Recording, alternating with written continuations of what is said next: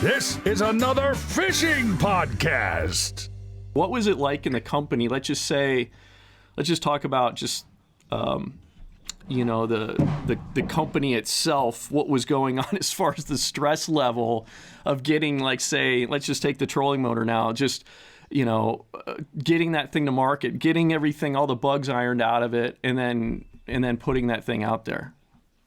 Yeah, it was about a 4-year project, actually. So, we started out with, from scratch, right? We didn't have a product. We want to make sure that it was the best product on the market, which I think it is. Bring new technologies, new features, new functionality, new ways of doing things, right? So, I mean, it's how do you get fewer SKUs? How do you make it, forward compatible with items? And there was a lot of time and effort stuck into that, and I was actually lucky enough to have a lot of discussions with the product management team that put the trolling motor together, and making it a single SKU, per shaft length. So it's a 24 or 36 volt. It's not, you have to choose that, and the interchangeable nose cone for the sonar is a big deal, because hey, you buy a down imaging with it,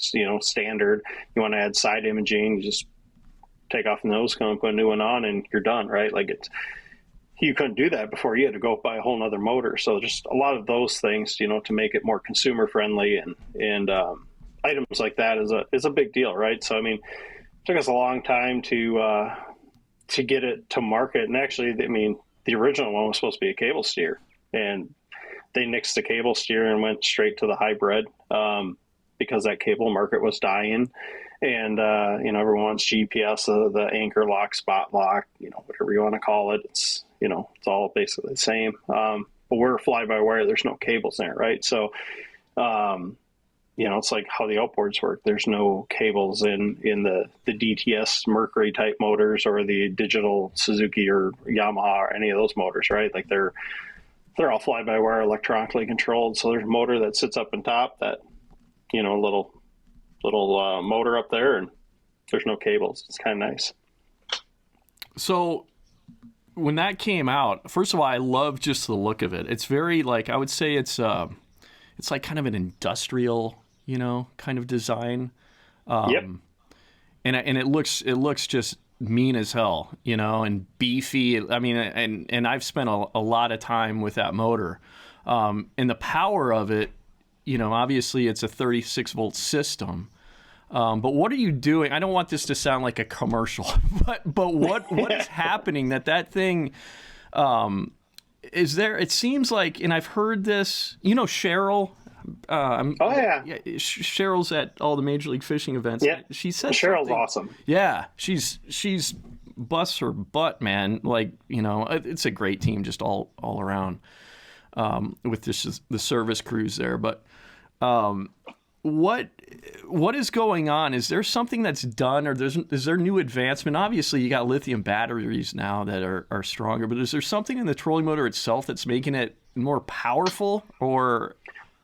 Well, brushless is a big thing, right? Okay. So just battery consumption wise, it's, it's just all of it with the brushless technology. It's more money though, right? So, I mean, that was a tough pill to swallow. Like, hey, we're going to go to market with a trolling motor that's, $300, $400, $500, $600 more than your competitor. It's interesting, right? So, but the brushless is nice. I mean, the power consumption, you should be able to fish for 3 days on a battery charge. I mean, it's crazy. Dude. It's crazy the amount of the power you save. So, like, the other thing was kind of interesting, to find out about pounds of thrust and how it's measured, what true measurements are supposed to be and what we actually get out of ours. I mean, our 24 volts, about 97 pounds of thrust, and our in the 36 volt configuration, it's about 120 pounds of thrust. So, I mean, it's considerable. I mean, it's noticeable when you get in a boat. I mean, I've had, cable drive motors forever on my boat, Maxim or a Tour. They were good motors, but I put the Ghost on. And I'm like, holy, Yeah. I had it on 24 volt. I'm like, God, this is more powerful than my 36 volt stuff was previously. And I put it on 36. I mean, I had to put it back down 24 volt. Throw me out of the boat. Yeah. No, and I'm a big guy. I'm not small. Yeah, you're no lightweight, dude. It's like what blows me away is the power of it. And, it's like the modern bass boat, they're heavy boats. I mean, they're big boats, and it's just kicking that thing around like nothing, Yep. I really see that application too. So what is Lowrance call it, their version of spot lock? Is it anchor mode or is it anchor? Yeah. Yep. Anchor. Yep, anchor. Okay. Yeah. And so, I see that really being like a great application too for like just river systems, just being able to like, especially that strong of a motor, if you got like heavy current, just to hit the anchor mode on there and just be locked in. I mean, dude, I got everything. I got a newer deep V boat.